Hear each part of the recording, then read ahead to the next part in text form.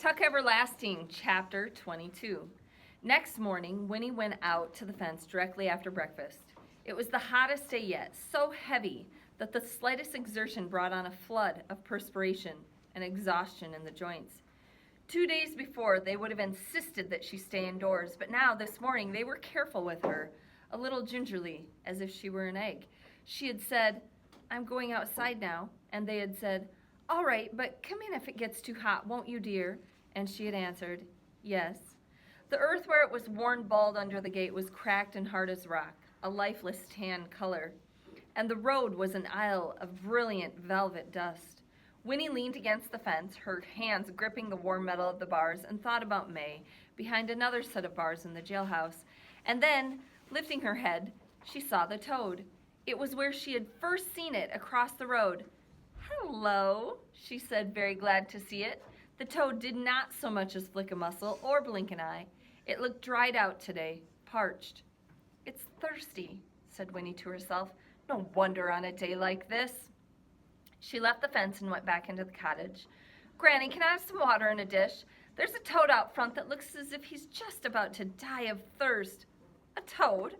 said her grandmother, wrinkling her nose in disgust. "Nasty things, toads." "Not this one," said Winnie. "This one is always out there, and I like him. Can I give him a drink of water?" "Toads don't drink water, Winifred. It wouldn't do him any good." "They don't drink water at all?" "No. They take it in through their skins like a sponge when it rains." "But it hasn't rained in forever," said Winnie, alarmed. "I could sprinkle some water on him, couldn't I? That would help, wouldn't it?" "Well, I suppose," said her grandmother. "Where is he? In the yard?" "No," said Winnie. "He's across the road." "Well, I'll come with you then. I don't want you leaving the yard alone." But when they came out to the fence, Winnie balancing a small bowl of water with enormous care, the toad was gone.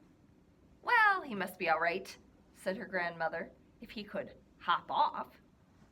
With mingled disappointment and relief, Winnie tipped the water onto the cracked earth at the gate. It was sucked in immediately, and the wet brown stain it left behind paled and vanished almost as quickly. "I never saw such heat in all my life," said Winnie's grandmother, dabbing uselessly at her neck with a handkerchief. "Don't stay out here much longer." "I won't," said Winnie, and she was left alone once more. She sat down on the grass and sighed. May. What could she do to set May free? She closed her eyes against the glaring light and watched, a little dizzily, as brilliant patterns of red and orange danced inside her eyelids. And then, miraculously, Jesse was there, crouching just on the other side of the fence.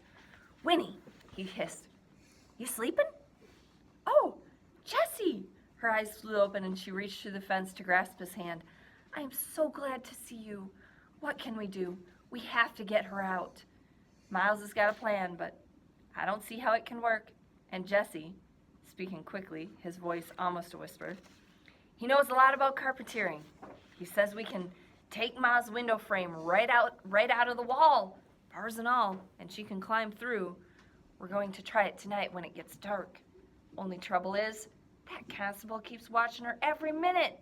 He's so darn proud of having a prisoner in that new jail of his. We've been down to see her. She's all right. But even if she can climb through that window, he'll come after her as soon as he sees she's gone.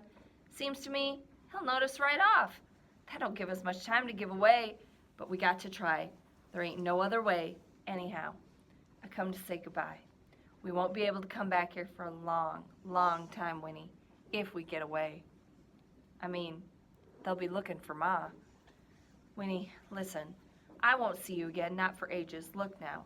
Here's a bottle of water from the spring. You keep it, and then no matter where you are when you're 17, Winnie, you can drink it, and then come find us. We'll leave directions somehow. Winnie, please say you will."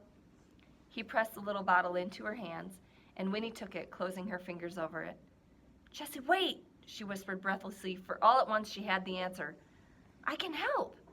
When your mother climbs out the window, I'll climb in and take her place. I can wrap myself up in her blanket, and when the constable looks in, he won't be able to tell the difference. Not in the dark. I can hump up and look a lot bigger. Miles can even put the window back. That would give you some time to get away.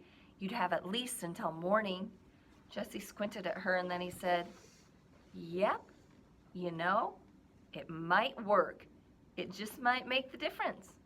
But I don't know as Pa's going to want you taking any risks. I mean, what'll they say to you after when they find out?"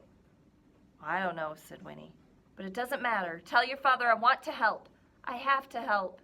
If it wasn't for me, there wouldn't have been any trouble in the first place. Tell him I have to." "Well, all right. Can you get out after dark?" "Yes," said Winnie. Then, at midnight, Winnie, "I'll be waiting for you right here at midnight." "Winifred," an anxious voice called from the cottage. "Who's that you're talking to?" Winnie stood up and turned to answer. "It's just a boy, Granny. I'll be in a minute." And when she turned around again, Jessie was gone. Winnie clutched the little bottle in her hands and tried to control the rising excitement that made her breath catch. At midnight, she would make a difference in the world.